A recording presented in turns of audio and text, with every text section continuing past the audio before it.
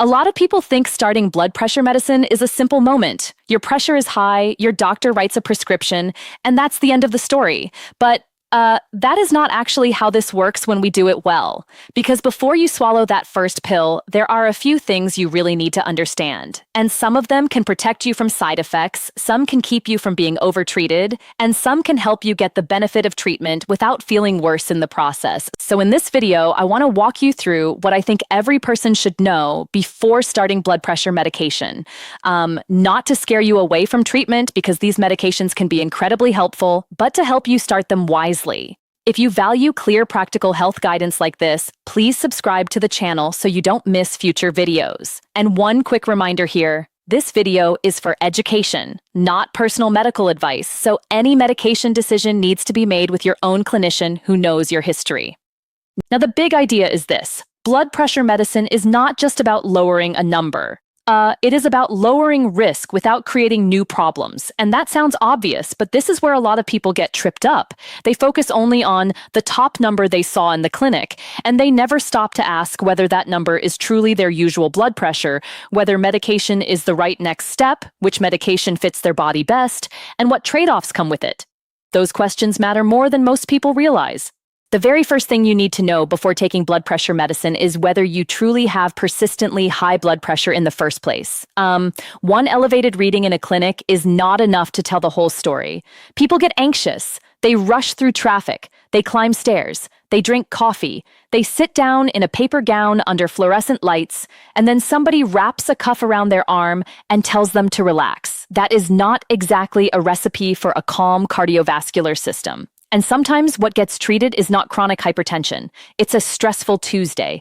There is also something called white coat hypertension, and it is more common than people think. That means your blood pressure runs higher in a medical setting than it does in your normal daily life. And the opposite can happen too. Some people look okay in the clinic, but their blood pressure is running high at home for the other 23 hours of the day. So before starting medication, one of the smartest things you can do is gather better information. That usually means checking blood pressure outside the office instead of relying on one snapshot taken under artificial conditions. This is why home blood pressure monitoring matters so much. If you are being told you may need medication, I want you to think in terms of patterns, not isolated readings. What does your blood pressure look like in the morning? What does it look like when you've been sitting quietly for 5 minutes? What does it do over a week or two, not just over one office visit? That broader pattern is often much more useful than the single number that made everybody nervous, and it can completely change whether medication is needed now, later, or maybe not at all. And if you're going to check at home, the details matter. You want a validated upper arm cuff, not a random wrist device that gives you whatever number it feels like that day. You want to sit quietly for at least 5 minutes, feet on the floor, back supported, arm at heart level. No talking, no scrolling your phone, no checking it right after climbing the stairs or arguing with customer service. And ideally, you take 2 readings about a minute apart and record both. That gives you something much more reliable to work with than guesswork. One practical step that gets overlooked all the time is bringing your home monitor to your doctor's office and making sure it matches the office reading reasonably well. Because if your machine is off, then every decision built on it may be off too. And that matters a lot when we're talking about starting a medication that can affect your kidneys, your electrolytes, your energy, your balance, and your daily routine. So before taking medicine, make sure the diagnosis is solid. That sounds simple, but honestly, it prevents a surprising amount of overtreatment and confusion. The second thing you need to know is what your target actually is. Not your neighbor's target, not your spouse's target, not the number you saw on social media, and not some universal goal that ignores your age and health history. A person who is younger with diabetes, kidney disease, or a high cardiovascular risk may have a different treatment threshold or target than someone older, frailer, or more prone to dizziness. So when a prescription is offered, one of the first questions should be, what exactly are we aiming for? And why is that the right target for me? That question matters because lower is not always automatically better in every single person. Yes, uncontrolled high blood pressure increases the risk of heart attack, stroke, heart failure, kidney disease, and more. That part is very real. But if blood pressure is pushed too low, especially in someone older or someone on multiple medications, you can run into a different set of problems. Lightheadedness, fatigue, falls, fainting, or worsening kidney function. So before you take medicine, you need to understand not only the upside of treatment, but also how aggressively your clinician is planning to lower your pressure. And this is where individualized medicine becomes really important. Two people can have the same exact clinic blood pressure reading and need two very different plans. One may be a healthy, active 68-year-old who tolerates treatment beautifully and benefits from tighter control. Another may be an 85-year-old who already gets dizzy when standing, has chronic kidney disease, and is taking 8 other medications. If you treat those two people exactly the same, somebody may get hurt. So before starting medication, make sure the plan fits the person, not just the number. Now, I also think it's important to remember what blood pressure medicine is trying to protect you from. This isn't just a cosmetic fix for a bad-looking chart. The reason we treat high blood pressure is that over time it puts strain on the arteries, the heart, the brain, the kidneys, and the eyes. It quietly damages tissues for years before many people feel anything at all. That is why these medications can be life-saving. The point is not to fear them. The point is to use them thoughtfully so the protection is real and the burden is manageable. Before starting medication, you should also know that lifestyle still matters, even if a pill ends up being the right move. A lot of people hear you need medication and assume they've somehow failed. That is not true. Sometimes blood pressure is strongly driven by age-related artery stiffness, genetics, kidney disease, sleep apnea, or long-standing vascular changes. Lifestyle absolutely helps, but it may not be enough by itself. And other times, if someone improves sleep, reduces sodium, loses weight, exercises consistently, and cuts back alcohol, they may need less medicine or sometimes no medicine later. Both can be true. So let's talk about the medications themselves, because this is the third thing you absolutely need to know before taking one. Different blood pressure drugs lower blood pressure in different ways. They are not interchangeable little mystery tablets. Some relax blood vessels. Some help the body get rid of extra salt and fluid. Some block certain hormone systems. Some slow the heart. And because they work differently, they also come with different side effects, different lab monitoring, and different reasons they might be a better or worse fit for your particular situation. One very common group is ACE inhibitors and ARBs. These medications work on the renin-angiotensin system, which is one of the hormone systems your body uses to regulate blood pressure and fluid balance. They are often used in people who also have diabetes, kidney disease, protein in the urine, or certain heart conditions, because they can offer benefits beyond just lowering pressure. And for many people, they are very effective and very well tolerated. But before taking one, you should know that well tolerated does not mean monitor-free or side effect-free. With ACE inhibitors in particular, one well-known side effect is a dry cough. Not everyone gets it, but when it happens, it can be surprisingly annoying. Both ACE inhibitors and ARBs can also raise potassium and can change kidney function, which is why follow-up blood work often matters soon after starting or increasing the dose. And then there is a rare but serious reaction called angioedema, where swelling can affect the lips, tongue, or airway. That is not a watch-and-wait symptom. That is something you report immediately. So before the first dose, know what normal adjustment looks like and what call now looks like. Another very common class is calcium channel blockers. These help blood vessels relax, and one of the most frequently used examples is amlodipine. A lot of people do great on this type of medication. It's simple, it can work well, and it often stays on board long enough to cover the day nicely. But it also has a side effect that catches people off guard all the time, ankle or lower leg swelling. And if nobody warned you about that ahead of time, you may assume something is terribly wrong when in fact it may be a known medication effect. That said, even a common side effect should not be ignored just because it's common.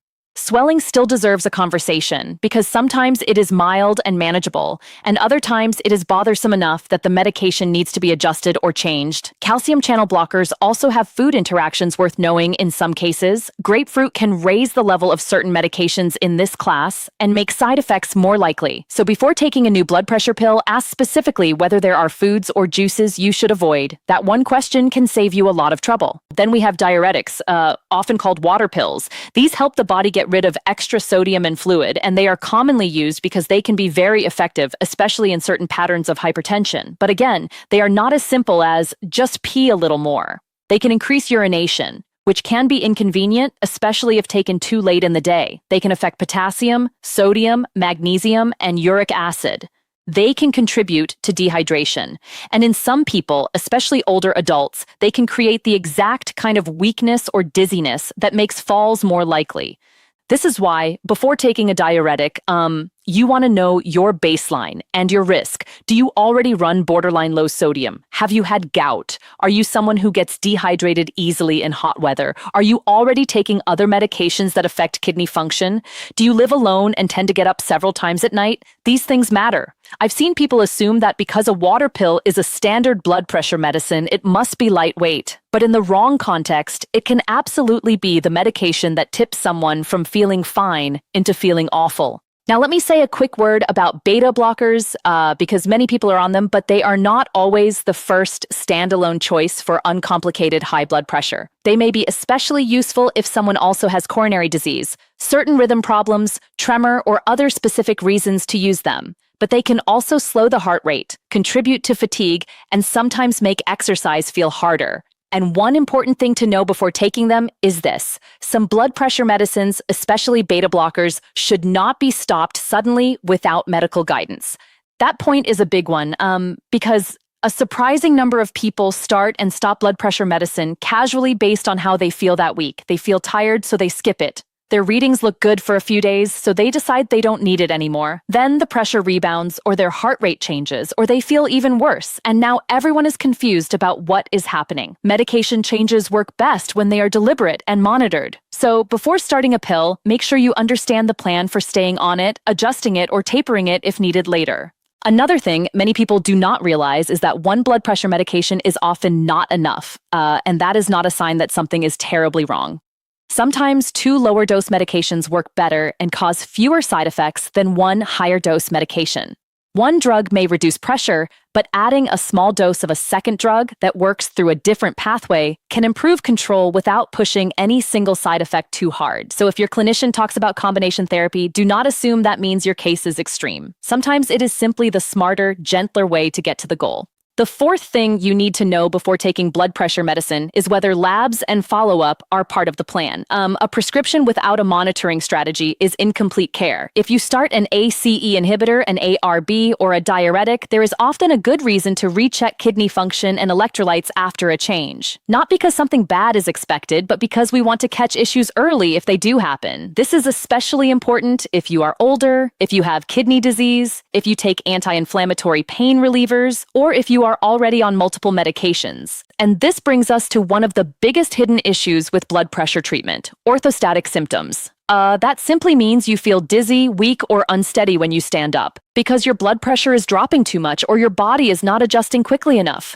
This matters a lot, and it matters even more in older adults, because when people hear side effect, they often think about something annoying but minor. But getting lightheaded on the stairs or passing out in the bathroom is not a minor inconvenience. That is a genuine safety issue. So before taking blood pressure medicine, pay attention to whether you already have balance problems, whether you use a cane or walker, whether you've had prior falls, and whether you feel woozy when getting out of bed. These are not side notes. They are central to the decision. A medication that might be perfect for one person can be too aggressive for another, and sometimes the goal is not to avoid treatment. It is to start low, go slowly, monitor symptoms carefully, and choose a target that protects the heart and brain without taking away stability and independence. This is especially true in older adults because their bodies may not buffer medication changes the same way a younger person's body can. Arteries may be stiffer, kidneys may be more sensitive, the medication list may already be long, and what can look like mild overtreatment on paper can show up in real life as fatigue, brain fog, weakness, poor appetite, confusion, or falls. So if you or a loved one is older, before starting blood pressure medicine, make sure someone is asking not only what is the pressure, but also how is the person functioning day to day.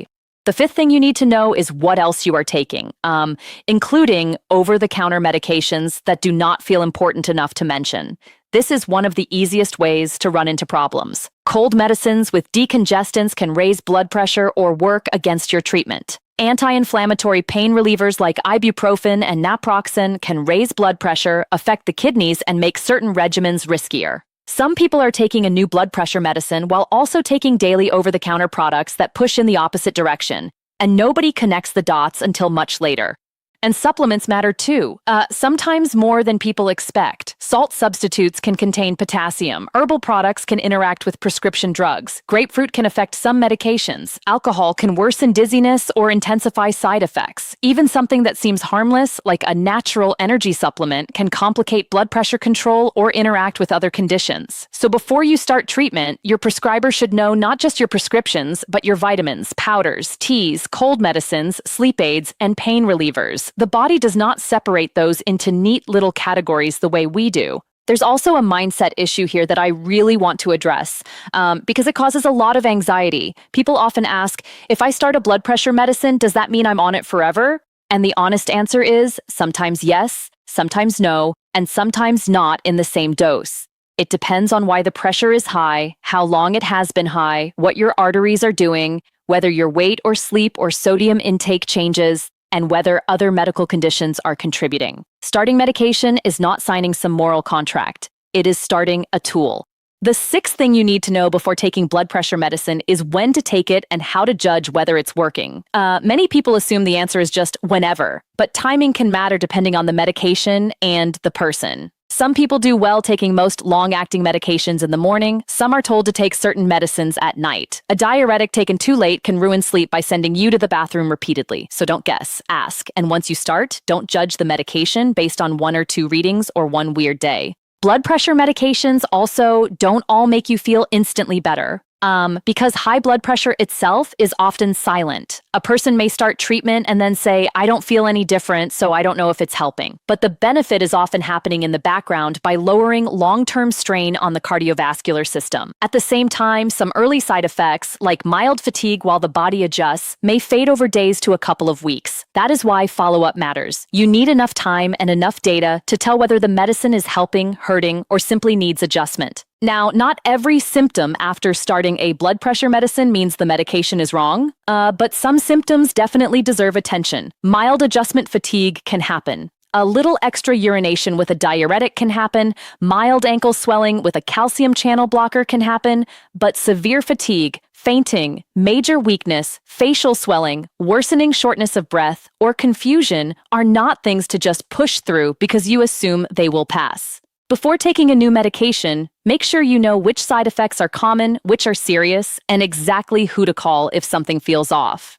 And you also need to know when high blood pressure itself becomes an emergency, because starting medicine is one piece of the story, not the whole thing. If someone has an extremely high reading, especially over 180 over 120, and they also have chest pain, severe shortness of breath, neurologic symptoms, new weakness, trouble speaking, or vision changes, that is not a wait-and-see moment. That is emergency care. The reason I mention this is that some people get focused on the pill bottle and forget that the symptoms around the number can matter just as much as the number itself. One more thing I wish every patient knew before starting blood pressure medicine is that the best follow-up is active, not passive. Don't just fill the prescription and vanish for 6 months. Know when your doctor wants readings back, know whether you need labs, know what range is acceptable and what range is too low, know whether to check in after 1 week, 2 weeks, or a month. This is especially important when a medication is first started or when the dose is changed. Good blood pressure care is usually a process of fine-tuning, not a one-and-done event. So if I were sitting with you in clinic and we were about to start a blood pressure medicine,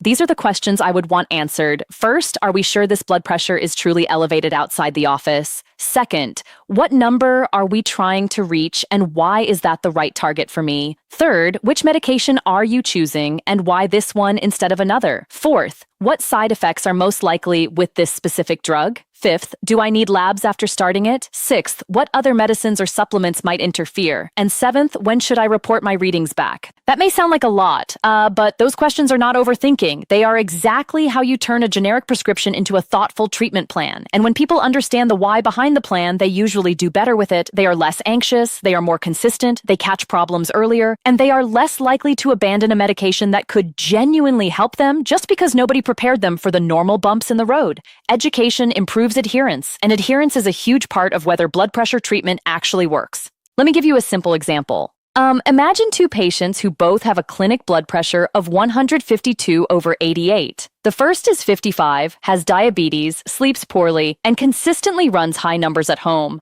That person may need treatment fairly soon and may benefit from a medication choice that also helps protect the kidneys. The second is 82, gets dizzy when standing, takes several other medications, and has mostly normal home readings except in the clinic. That person may need a totally different approach, maybe even no new medication at all. Same office number, very different decisions. And that right there is the message of this entire video, because before taking blood pressure medicine, what you really must know is not just the name of the pill. You need to know the context. You need to know whether the diagnosis is real, whether the target makes sense, whether the medication matches your body and your risks, and what the monitoring plan will be. Without that, treatment can become reactive and messy. With it, treatment becomes safer, clearer, and much more likely to help. The medicine matters, but the framework around the medicine matters just as much. I also want to say this clearly. Needing blood pressure medicine is not a personal failure, and avoiding medicine at all costs is not automatically the more natural or healthier choice. Untreated hypertension can do real damage over time, and for many people, medication is exactly the right tool. The problem is not the existence of the medication. The problem is using it without enough thought, without enough data, or without enough follow-up. So if your doctor recommends treatment, the goal is not to panic or resist reflexively. The goal is to make sure the decision is informed and individualized. And for those of you who are already on medication and watching this thinking, I wish I had known all of this earlier, that's okay too. You can still use these questions now. You can still review your home readings. You can still ask whether your target is right. You can still bring in your medication list and talk through side effects, dizziness, swelling, fatigue, or lab monitoring. Good care is not about getting everything perfect the first time. It's about reassessing when new information shows up and making the plan better from there. So if I had to boil this whole conversation down to one sentence, it would be this. Before taking blood pressure medicine, make sure you're treating the right problem with the right drug for the right target with the right follow-up. That is the difference between thoughtful prevention and blind number chasing. And when you get that part right, these medications can be incredibly effective. They can lower stroke risk, protect the heart, reduce kidney damage, and help people stay healthier for longer. But they work best when the person taking them understands the plan. I hope this gives you a much clearer framework for the conversation you should be having before that first prescription gets started. If you found this helpful, share it with someone in your life who's been told they may need blood pressure medicine, because this is one of those decisions that sounds simple until you realize how many details actually matter. Take care of yourself, ask good questions, and I'll see you in the next one.